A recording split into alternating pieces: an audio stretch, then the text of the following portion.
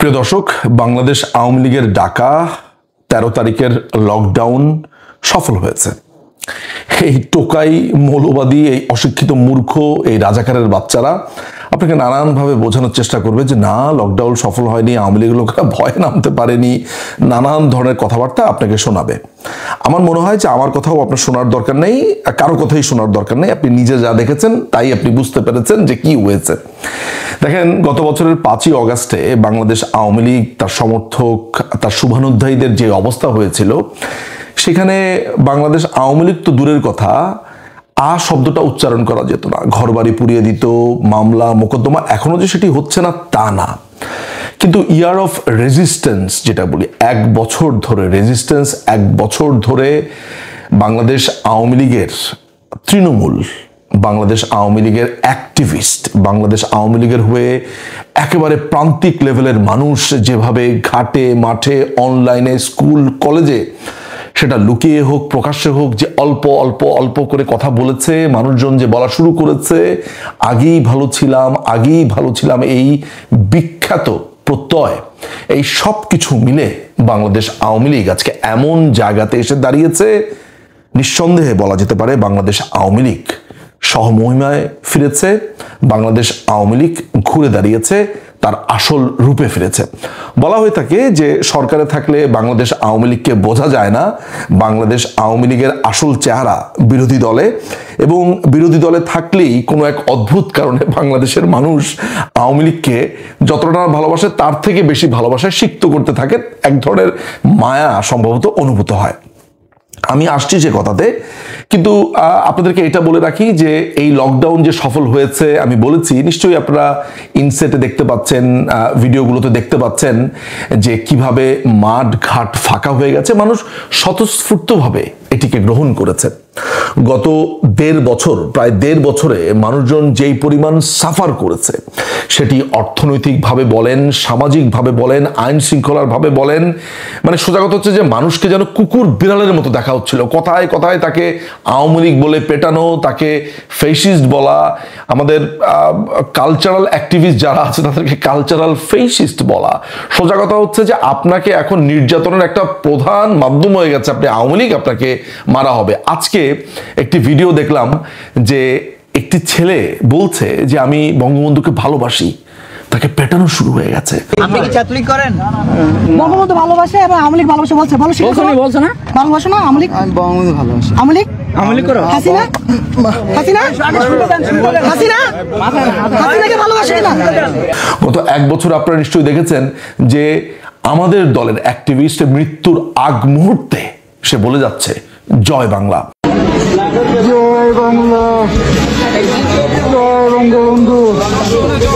মৃত্যুর মুখে দাঁড়াইয়া আমি শেখ হাসিনার লোক, আমি জয় বাংলার লোক। শুধু জয় বাংলা লেখার কারণে রায়হান এবং তার আরেকজন সাথী মাসুদ, তাদেরকে কিভাবে খুন করা হয়েছে। আমরা যখন জয় বাংলা লেখার ডাক দিলাম, তখন এই ছেলেটা অসীম সাহসে রাস্তায় নেমে জয় বাংলা লিখছে। যখন সে জয় বাংলা লিখছে তখন সে কিন্তু জানতো যে তার উপর আঘাত আসবে, প্রত্যেকের উপর আঘাত আসবে। তারপরে সে সাহস করে গেছে, কারণ জয় বাংলা বাংলাদেশের মানুষের ডিএনএতে আছে। আজকে সে জয় বাংলা লিখতে গিয়ে মারা গেছে, আগামীতে আমি মারা যেতে পারি, আরো কেউ মারা যেতে পারে, কিন্তু জয় বাংলা লেখা আমরা ছাড়বো না। আমরা দেখেছি যে বাচ্চার ওষুধ কিনতে এসে রাজশাহী ইউনিভার্সিটিতে ছাত্রলীগের কর্মী আব্দুল্লাহ মাসুদকে কিভাবে খুন করেছে এই রাজশাহীরই আরেক খুনি, এই সালাউদ্দিন আম্মার।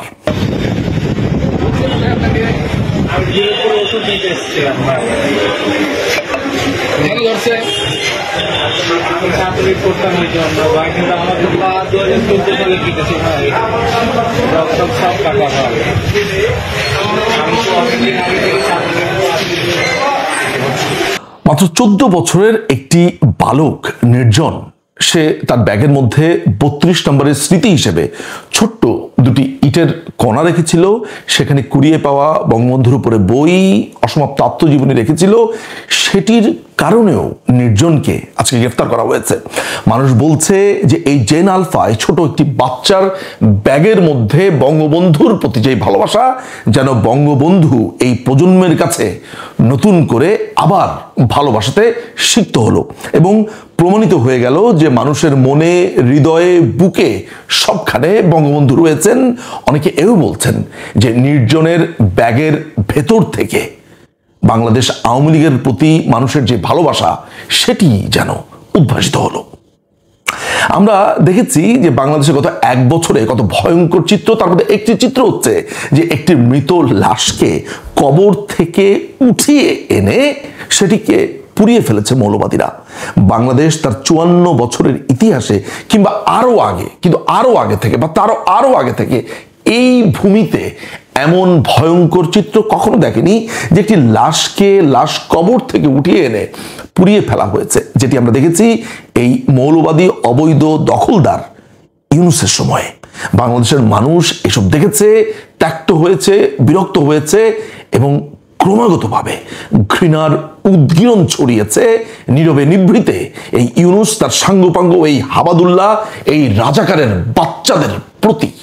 আমরা দেখেছি যে কিভাবে আওয়ামী লীগকে নিয়ে নোংরামো হয়েছে গত 1 বছর ধরে, এবং আওয়ামী লীগকে নোংরামো করতে এসে মুক্তিযোদ্ধাদেরকে, মুক্তিযুদ্ধকে, বঙ্গবন্ধুকে, জাতীয় 4 নেতাকে, অর্থাৎ বাংলাদেশের যেই প্রেরণার জায়গা রয়েছে, জাতীয় জীবনের যে স্পিরিট রয়েছে, প্রত্যেকটাকে দলিত মথিত করা হয়েছে। এরকম একটা ভয়ঙ্কর নাভিশ্বাস উঠে যাওয়ার সময়ে বাংলাদেশের মানুষ দেখলো আওয়ামী লীগ ফিরে এসেছে স্বমহিমায়। এটি কি বাংলাদেশ আওয়ামী লীগ একা একা এসেছে, একা একা করতে পেরেছে? একেবারেই না। সাধারণ মানুষ নীরবে নিভৃতে বাংলাদেশ আওয়ামী লীগকে এই সমর্থন দিয়েছে। আমি অন্তরের অন্তঃস্থল থেকে বাংলাদেশের সাধারণ মানুষকে ভালোবাসা, শ্রদ্ধা এবং তাদের প্রতি আমি কৃতজ্ঞতা জ্ঞাপন করছি যে তারা এই নীরবে নিভৃতে এই বিপ্লব করে দিয়েছে। তারা বুঝিয়ে দিয়েছে যে আমরা এই মৌলবাদী, এই উড়ে এসে জুড়ে বসা এই রাজাকারের ছানা পোনাদের ঘৃণা করি। বাংলাদেশের মানুষ বরাবরই এই নীরবে তার ভোট দিয়ে দিয়েছে। বাংলাদেশের মানুষ দেখিয়ে দিয়েছে এবং বলে দিয়েছে যে তারা আগেই ভালো ছিল এবং তারা বাংলাদেশ আওয়ামী লীগকেই শেষ পর্যন্ত চায়। বাংলাদেশ আওয়ামী লীগকে এই অবৈধ মৌলবাদীরা তারা বাংলাদেশ আওয়ামী লীগকে ভোট দিতে দেবে না। তারা সংবিধানকে চেঞ্জ করে ফেলেছে। মুক্তিযুদ্ধ, মুক্তবুদ্ধি, 26শে মার্চের স্বাধীনতা, 7ই মার্চের ভাষণ, স্বাধীনতার ঘোষণাপত্র, সমস্ত কিছুকে তারা মুছে ফেলেছে সংবিধান থেকে। তারা নতুন করে সংবিধান তৈরি করেছে, এটার নাম দিয়েছে জুলাই সনদ। এটির জন্য তারা গণভোটের কথা বলছে। পুরোটাই হচ্ছে একটা জামাতি প্রক্রিয়া, জামাতি বুদ্ধি। বাংলাদেশের মানুষ খুব অল্প অল্প করে রাগে, তাদের রাগতে, তাদের উত্তপ্ত হতে সময় লাগে। এই জন্য এই দুর্বৃত্তরা বুঝতে পারছে না যে আজকের 13 তারিখ সেটির অ্যান্সার, যে বাংলাদেশের মানুষ ঠিক কিভাবে এই দুর্বৃত্তদের অ্যান্সার করে। আমি এই পুরো প্রক্রিয়াতে, এই পুরো ঘটনাতে গত 1 বছর ব্যাপী সব থেকে বেশি যে ধন্যবাদ দিতে চাই, যাদেরকে দিতে চাই, তারা হচ্ছে বাংলাদেশ আওয়ামী লীগের তৃণমূল। তাদের সবকিছু গেছে, তাদের বাড়ি গেছে, ঘর গেছে, মান গেছে, সম্মান গেছে। তাদেরকে কতভাবে অপমান করা হয়েছে, তাদের প্রাণ চলে গেছে। এমন কোনো ঘর নেই বাংলাদেশ আওয়ামী লীগের, এমন কোনো প্রাণ নেই, এমন কোনো সমর্থক নেই যাদেরকে বাংলাদেশে হেনস্থা হতে হয়নি গত 1 বছরে। কিন্তু তারা শক্ত নিয়ে, শক্ত হাতে, শক্তি নিয়ে প্রাণ ভরে বলেছে আমাদের নেত্রী একজনই, শেখ হাসিনা। আমাদের 32 ভেঙে ফেলেছে, আমাদের প্রাণের 32, এই বাংলাদেশের ইতিহাসের পীঠস্থান ভেঙে ফেলেছে। ওই 32-এর কুঠার আঘাত যখন ধক ধক করে, ঠক ঠক করে হচ্ছিল বা শব্দ হচ্ছিল, যে বুলডোজার এসেছিল, যেই দুর্বৃত্তরা সবার সামনে এই 32কে ভেঙে দিয়েছে, ওই 32-এর ইতিহাসের উপর দিয়ে এই তৃণমূল অল্প অল্প করে ইটের গাঁথনি গেঁথেছে, যেটি আজকে প্রকাশমান। আমি বাংলাদেশ আওয়ামী লীগের তৃণমূলকে আমার অন্তরের সমস্ত কিছু দিয়ে ভালোবাসা জানাই। নিজের চোখে বাংলাদেশ আওয়ামী লীগের এই প্রত্যাবর্তন দেখেছি। আমি জানি না এই প্রত্যাবর্তনের সাথেই আমি ছিলাম কিনা, সাথে ছিলাম কিনা, এগুলো হয়তো বা ভবিষ্যৎ বিবেচনা করবে। আমি এগুলো নিয়ে মাথাও ঘামাই না, মাথা ঘামানোর প্রয়োজনও বোধ করি না। আমি শুধু এতটুকু জানি যে 5ই অগাস্টের পর মাকে কথা দিয়েছিলাম, স্ত্রীকে কথা দিয়েছিলাম, সন্তানদেরকে কথা দিয়েছিলাম যে আমি বের হচ্ছি মাননীয় প্রধানমন্ত্রী শেখ হাসিনাকে ঘরে ফিরিয়ে, এই দেশে স্বভূমে ফিরিয়ে তারপর আমি সত্যিকার অর্থে আমার ঘরে ফিরব, আমার দৈনন্দিন কাজে আমি ফিরব। আমি সেই সংগ্রামে রত রয়েছি।